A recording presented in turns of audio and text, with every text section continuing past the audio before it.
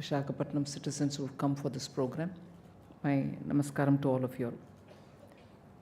I feel extremely honored to have been invited for this particular program.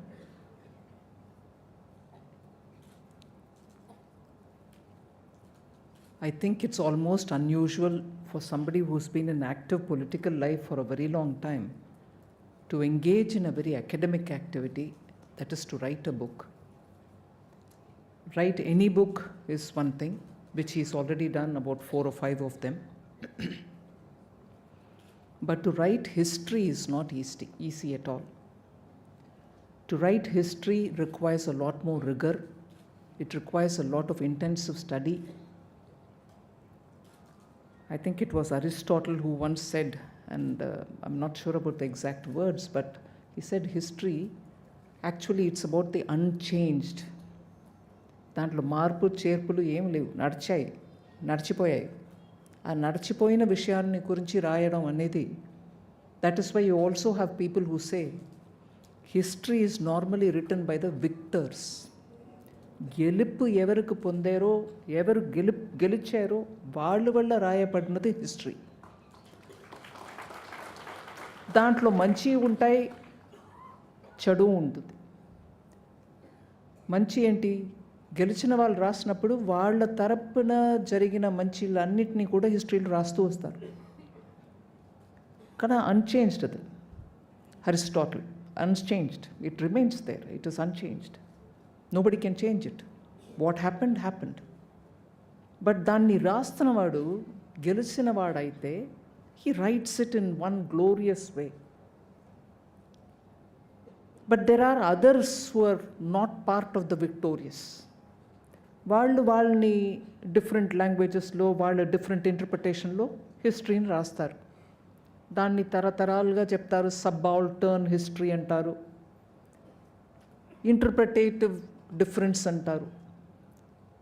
So history book రాయడం అనేది చాలా కఠినమైన exercise. It cannot receive ready acceptance by everybody. So majority history రాసేవాళ్ళు చాలా సంకోచించి రాస్తారు. కొన్ని అంశాలు రాస్తారు, అన్ని అంశాలు రాయరు. కానీ అక్కడ కూర్చున్నప్పటికీ నాకు అనిపించింది, the title of the book is it's a glimpse of world history. Glimpse అనేది ఎందుకు చెప్తున్నారంటే, ఇంత ఉన్న హిస్టరీని వారు చెప్పినట్టు ఒక 300 odd పేజెస్లో కండెన్స్ చేసి రాసినప్పుడు it becomes only picture, small picture. So it's a glimpse. కానీ వారు మాట్లాడుతున్నప్పుడే వారు ఎంత ఇన్వాల్వ్డ్ అయిపోయి, టోటలీ దాంట్లో నిమగ్నం అయిపోయి, ఎక్స్పాన్సివ్గా హిస్టరీని రాయదలుచుకొని దాంట్లో ఉన్న ఎస్సెన్స్ని మాత్రం 360 odd పేజెస్లో రాశారు. బట్ వారు మాట్లాడుతున్నప్పుడు మనకు స్పష్టంగా తెలుస్తుంది ఎంత involved, he soaked himself in it. మంచిగా నాని తేలి బయట వచ్చి రాశారు book. At the same time వారు మాట్లాడుతున్నప్పుడు చాలా విషయాలు వారు చెప్తున్నప్పుడు వారు క్యారెక్టర్ ట్రైట్స్ కూడా బయట వస్తున్నాయి. హౌ సింపుల్, లూసిడ్, ఇలా క్రిస్టల్ లైక్ స్పష్టంగా నాకు అర్థమైంది, నేను రాస్తున్నాను అనే టైప్లో. So I find this a very interesting combination in that individual who had a very long stint in politics. A long stint in politics which consists of so many different types of people. అందరూ వారిలాగా లేరు. వారుకున్న typical qualities లేనటువంటి ఒక క్షేత్రం రాజకీయం.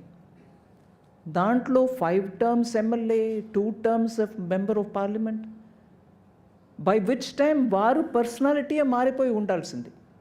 కానీ మారలా. He remained himself.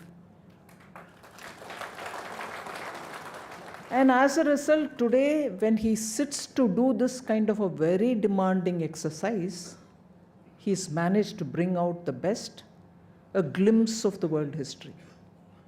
But వారు మాట్లాడుతున్నప్పుడు ఆనరబుల్ చీఫ్ మినిస్టర్ చెప్పినట్టు, నేను ఫుల్గా బుక్ని చదవలేదు, బట్ బికాస్ ఈ ప్రోగ్రామ్కి వస్తున్నాను కాబట్టి digital version లో I rapidly went through some sections which interested me.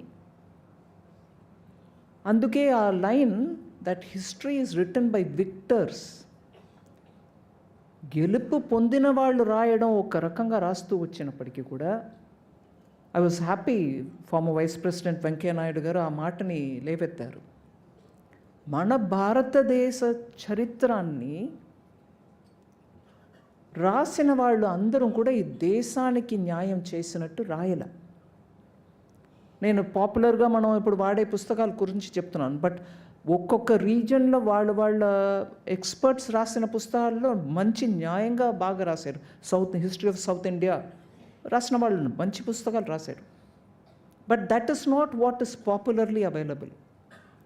మన స్కూల్ పిల్లలకో కాలేజీలో హిస్టరీ చదువుతున్న వాళ్ళు specialised history centre, learnings history centre for historical studies అన్న అటువంటి సెంటర్స్లో టీచ్ చేసే history has been written with a tendency of those who are either victors or who are party to the group which is victorious.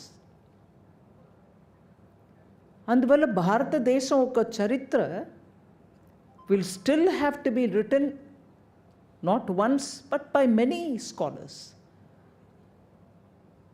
మనకు ఇప్పుడు అది epic అంటాం, లేకపోతే మన ఏన్షియంట్ మిథాలజీ అనే రాంగ్ పదంని వాడతారు.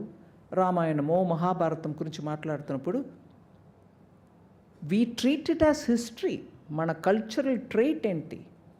ఇతిహాసం. యాజ్ ఇట్ ఇస్ చెప్పడం, యాజ్ ఇట్ ఇస్ చూసిన వాళ్ళు చెప్పే రాస్తే అది ఒకటి. మహాభారతం చూసారా అంటే ఎస్, కురుక్షేత్ర వారని సంజయన్ కళ్ళతోటి చూసినదే కదా రికార్డ్ అవుతుంది. ఇక్కడ జరిగినదని జరిగినట్టు చెప్పడం, దాంట్లో మంచి వస్తాయి, కొన్ని చెడు వస్తాయి, మనకు ఇష్టమైనవి వస్తాయి, మనకి ఇష్టం కానివి కూడా వస్తాయి. బట్ అది చెప్పడానికంట అంత ఆత్మవిశ్వాసం, self confidence. I will say what is happening before me which is good. I will say before me whatever is happening which may not be up to our liking. అది చెప్పడం హిస్టరీలో చాలా ముఖ్యం. అది చెప్పే కల్చర్ మనది. We did not hide unpleasant things. But hiding or painting or whitewashing unpleasantness according to certain moral values, western హిస్టరీలో చాలా జరిగినాయి.